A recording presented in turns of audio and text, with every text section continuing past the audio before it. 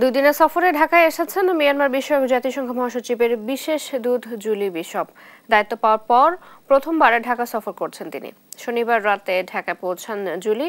রোববার সকালে পররাষ্ট্র উপদেষ্টার সাথে বৈঠকে বসেছেন তিনি। এছাড়া প্রধান উপদেষ্টা ডক্টর মোহাম্মদ ইউনূস ও প্রধান উপদেষ্টার রোহিঙ্গা বিষয়ক প্রতিনিধি খলিলুর রহমানের সাথেও আজ তার বৈঠকের কথা রয়েছে।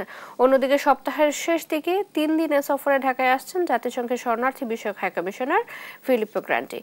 চলমান রোহিঙ্গা সংকট, মিয়ানমার পরিস্থিতি, আগামী মার্চে সুইজারল্যান্ডের জেনেভায় রোহিঙ্গাদের জন্য যৌথ সারাদান পরিকল্পনা বা জিআরপি ঘোষণা এবং রোহিঙ্গা সংকট নিয়ে চলতি বছরে আন্তর্জাতিক সম্মেলন আয়োজনকে কেন্দ্র করে জাতিসংঘের 2 শীর্ষ কর্মকর্তার এই সফর বেশ গুরুত্বপূর্ণ। মিয়ানমার বিষয়ক জাতিসংঘের বিশেষ দূত জুলি বিশপের সফরের বিষয়ে বিস্তারিত জানাতে সরাসরি যুক্ত হচ্ছেন সহকর্মী জান্নাতুল মোহনা। মোহনা, বৈঠকে কোন কোন বিষয় নিয়ে আলোচনা চলছে, বিষয়ে কিছু জানতে পেরেছেন কিনা বিস্তারিত জানাবেন। আপনাকে প্রথমেই জানাতে চাই যে বৈঠকটি হওয়ার কথা ছিল, এখনো শুরু হয়নি। বৈঠকটি শুরু হওয়ার কথা আমরা জানতে পেরেছি আজ বিকেলে পররাষ্ট্র উপদেষ্টার সাথে বৈঠক হবে এবং তার আগেই প্রধান উপদেষ্টা ডক্টর মোহাম্মদ ইউনূস এবং তার যে রোহিঙ্গা বিষয়ক বিশেষ প্রতিনিধি রয়েছেন খলিলুর রহমান, তার সাথেও বৈঠক হবে। এরপরে তিনি পররাষ্ট্র মন্ত্রণালয়ে এসে পররাষ্ট্র উপদেষ্টার সাথে বৈঠক এবং বৈঠকের মধ্যে বিশেষ করে রোহিঙ্গা সংকট নিয়ে আলোচনা চলবে।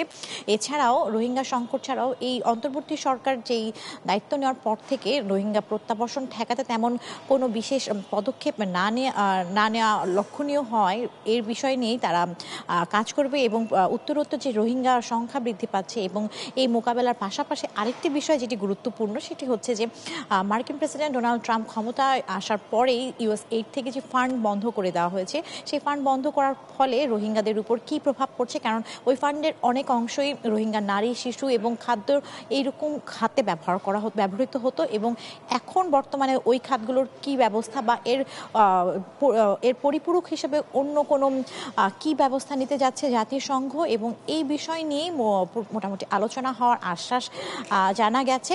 তো এই ছিল আমার কাছে পররাষ্ট্র মন্ত্রণালয় থেকে সর্বশেষ সংবাদ। আমরা আশা করছি বিকেল নাগাদ যখন বৈঠক হবে এরপরেই আমরা জানাতে পারবো যে কি কি বিষয় নিয়ে আলোচনা হয়েছে। নিশ্চয়ই মোহনা, ধন্যবাদ আপনাকে।